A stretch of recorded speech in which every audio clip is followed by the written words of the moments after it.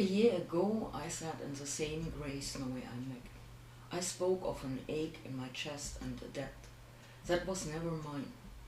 Today I'm 58. The reckoning has arrived. I am the organism that made it through 2025. A year where retraumatization didn't just pass through. It moved in and unpacked its bags. The year after this January began with the assault of February, when a former colleague looked me in the eye and blamed me for 20 years of company failure. She accepted no responsibility in her story. She was the lone victim and I was the villain. My body hardened to steel as she spoke. By March, the insolvency was filed and a reality. In April, the betrayal reached my line. My brother told me it was my former colleague who has been traumatized.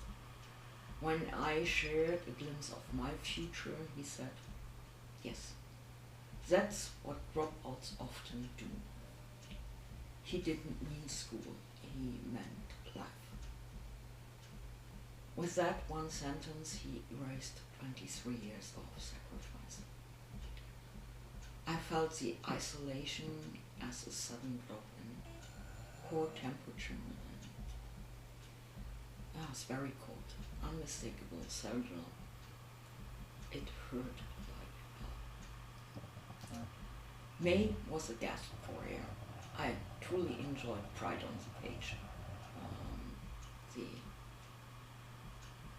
creation of it. Come June, I feared the approach of my medical occupational rehab. My body knew what this meant. I feared losing my agency. Still, I managed to keep my pain signature between 1 and 3. In late June, I drove to the rehab program. Within 24 hours, my body reacted. An inner doorbell I hadn't heard in years. A migraine anchored at the base of my scalp rang after the first class of every day. By noon, I was a coiled spring. Tension, bracing, coping. My pain signature climbed to a steady 6. On the 8th day, I pulled the ripcord. I left the program to protect myself. Only after I stepped away did the full picture show. What had been rising all year crystallized into clarity. German is the language of my traumatic biography. It elicits immediate vigilance, reflexive bracing for impact. English registers as safety. German registers as threat. For decades, dissociation and exile kept me from feeling the weight of my native tongue. I stayed numb to survive. The change arrived on January 3rd, 2020, 1 year ago. Your reaction changed it. When the immediate threat of bankruptcy rose a year ago, I was falling at lightning speed towards a new trauma. The experience was overwhelming. I was losing my floor, and you stepped up together. You became my empathic witnesses. You caught me mid-fall. That collective seeing prevented another traumatization from taking root. And what freed me also sharpened me. Because you held the space for the fall to stop. Sensation began to return. Yet returning sensation is a double-edged sword. The body started registering what language and environment actually do.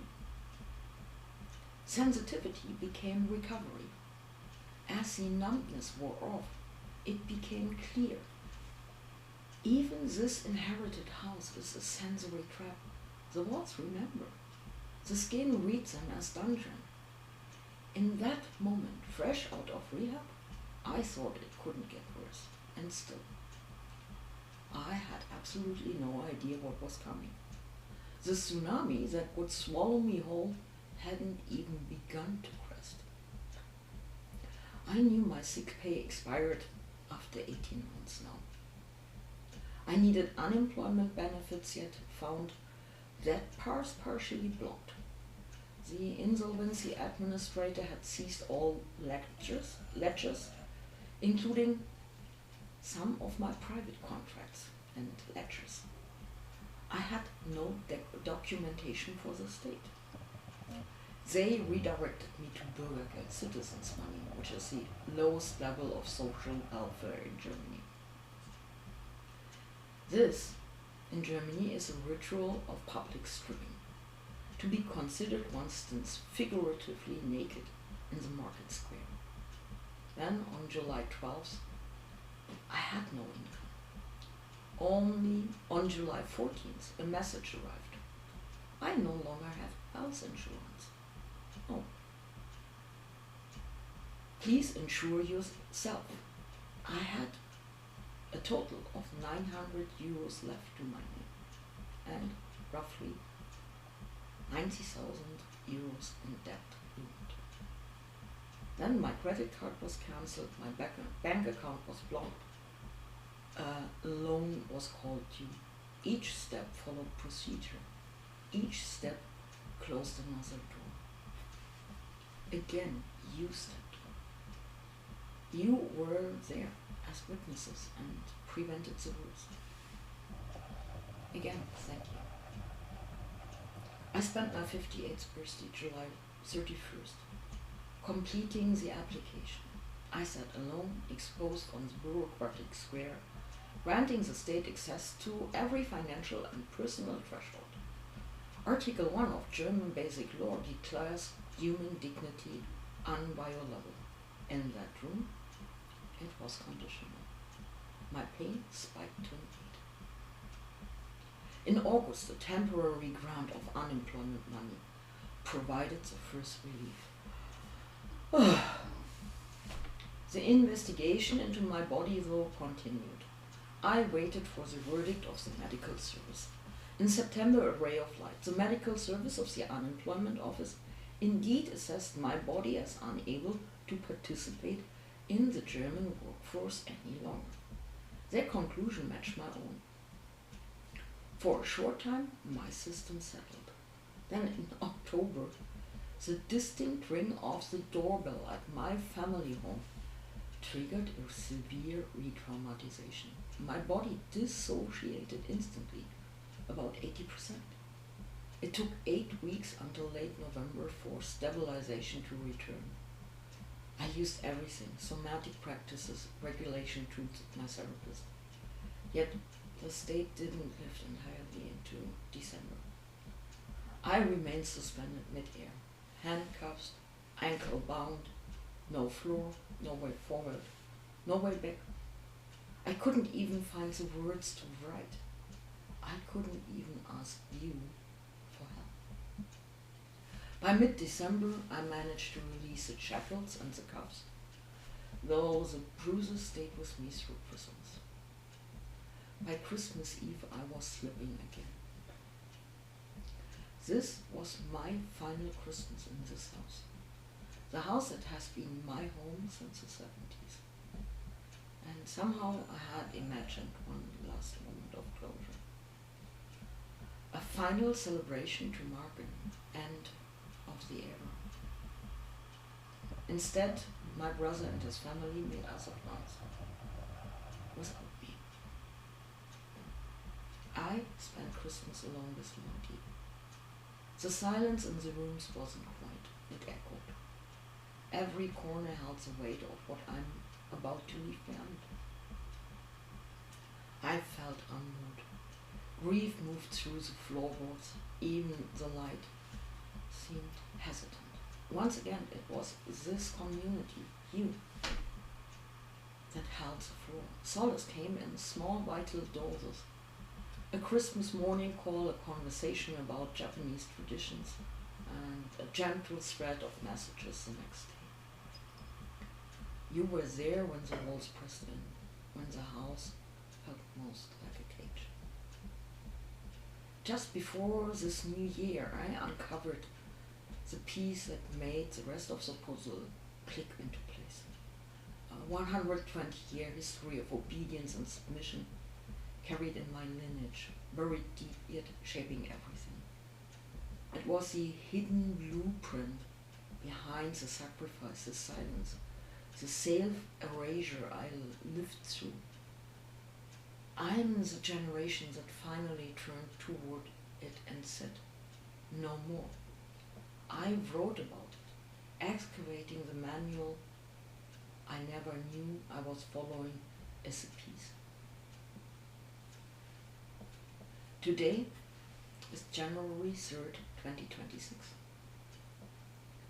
I am in the process of finalizing the sale of my real estate shares and my home to my brother. He fell ill in December, so that delayed the final step. But once the papers are signed, this part will be settled. The proceeds will go directly toward paying off the debts, the remaining loans, the banks, the insolvency administrator. Together roughly $106,000. When this is done, I will know what remains as starting capital. Perhaps 10,000 euros, $11,800, or maybe I'm lucky, 20,000 euros, almost $24,000. This part, while heavy, is at least complete, and it will be completed. The second current is a wild card. I had to apply for a disability pension. The pension officer holds a pen.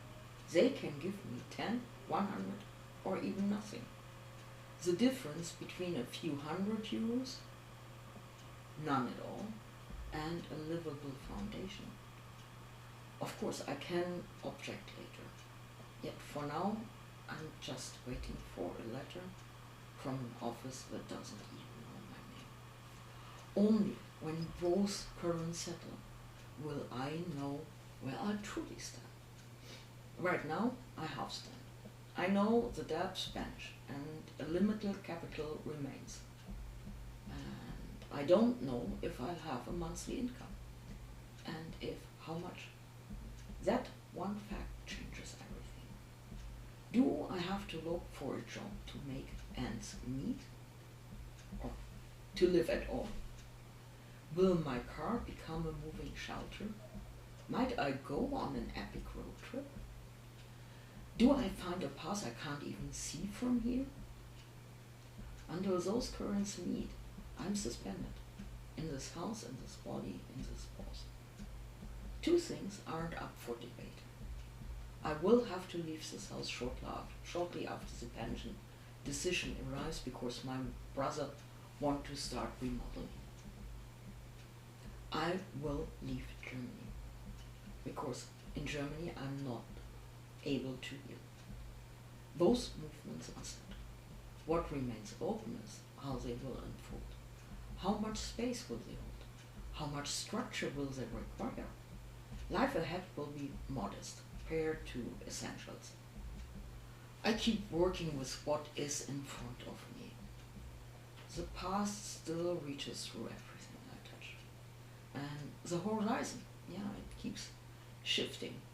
It's neither blank nor fixed. I live inside this threshold with steady attention. Nothing here is permanent. Everything moves. Uncertainty sits beside me. Grief and anticipation take turns. Small traces of imagination appear and fade. Ideas move in and out, shaping the outline of what might become possible. Images of the near future gather around what already feels true, centering a life around food and the people who bring it into being. Producers, growers, cooks, fishermen. The language of spices, herbs, and heat continue to speak to me. Creativity stays close. Cooking, baking, photography, maybe film. A life shaped through connection, though through what nourishes and creates culture at the same time. There is no map. The decision from the pathogen office has not arrived. Paths shimmer at the edge of sight, each one a potential, none decided. For now, I remain in this inch between worlds. I have lived between chairs since childhood. I still live in between. Only the texture has changed. I stay within this suspension, listening to a body learning presence one day at a time. This year I move with three intentions: healing, probability, and serendipity. The quiet companions of her life reforming itself in real time. And I'm so grateful for you listening, for your support, not just today, not just for the weeks and months ahead, yet for the overwhelming weight of care you gave me last year. It really carried me through. I'm so grateful for you and for what you have enabled me to withstand. 2024 was one of the hardest years of my life. XO.